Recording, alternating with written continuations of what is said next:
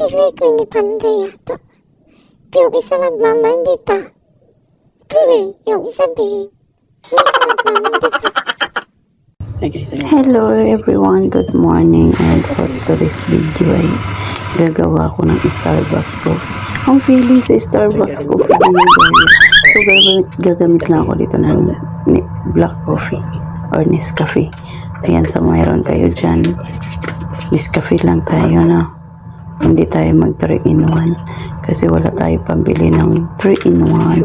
So add lang tayo ng sugar or asukal or kamay so next ay kukuha na ako ng ay papakita ko lang sa inyo. Ganyan, nagkuha na ako ng gatas. Yayamanin gatas. Ayan na ang color niya. So sa mga ready to gusto magpa-social, ayan, may machine kami na maliit, yung hindi ko alam kung anong tawag dyan. Ayaw pa yata gumana, so repair ko muna kasi hindi siya gumana. So ngayon second attempt, ayan, gumana na siya at nagtuyok-tuyok na siya at umikot-ikot na talipong na. So ayan, nagkatapon-tapon na nga yung yung kape ko. Okay na yan, pwede na yan. Nakita nyo naman, ayan, ready na ang aking Starbucks coffee with mayroon ako dito croissant, tapos chocolate, brownies, tapos may pizza ako. So 4 yung tinapay ko dyan. Binigay yan sa akin kagabi ng matanda, mama ng amo ko. So kaya na tayo, no? Ayan, unang kagat para sa inyo. Ayan, thank you for watching. So hinuktok ta gamay sa atong mga problema. Gamayan lang natin, huwag natin lakihan. Higop tayo sa akin Starbucks na kape. Sa mga dyan nagpo-problema, problemahin nyo lang yung mga problema nyo. At minsan naman ayaan natin yung mga problema sa atin. Ganon, oo. So ikain na lang natin yung problema natin. Si Lord na ang bahala lumaban sa atin sa mga kabalalagyan, yung mga iniisip natin.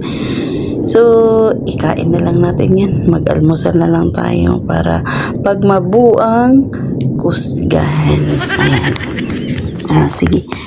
So dahil hinutok for ang person, iniisip ko dyan, paano kaya ako yayaman? Pero sa totoo lang, mayaman na talaga ako. Pera na lang ang kulang. Kasi sa isip ko, may ganito ako, may ganyan ako, may ako. Pero hanggang sa isip ko lang yan. So inamoy ko yung pagkain ko kung anong mayroon dyan sa yung palaman na yan. Kasi karwasan siya, pero may pinalamanan. Di ko alam kung anong palaman, pero parang natikman ko yung cheese or ano ba yun? Basta hindi ko maipinta yung lasa, pero masarap siya. Masarap siya. Inisip ko siya kung ano kaya ang palaman dito. Pero parang cheese na na basta hindi ko siya ma-imagine yung lasa. Charis. So yung baso ko si Bani. Hinuktok na punta gamay. Basta ikain lang natin yung problema natin. Paubos na yung pagkain ko. Kagagaling ko lang maghatid ng alaga ko. Hinatid ko yung alaga ko pala. Nasa eskwela siya. Tapos mamaya, pagkatapos ko mag-almusal, maglilinis na naman siya ako. Ayan, ubos na yung pagkain ko. Pagkatapos ko mag-almusal, to the araro na naman ang catch. At saka inom muna ako, ubusin. Pero yung amo ko natutulog pa. Yung amo kong babae, yung amo ko lalaki nasa trabaho na. Hindi kami ihinatid ng alaga ko at ako na lang ang naghatid sa kanya. At okay naman siya na kami lang dalawa. Nasanay na din yung bata.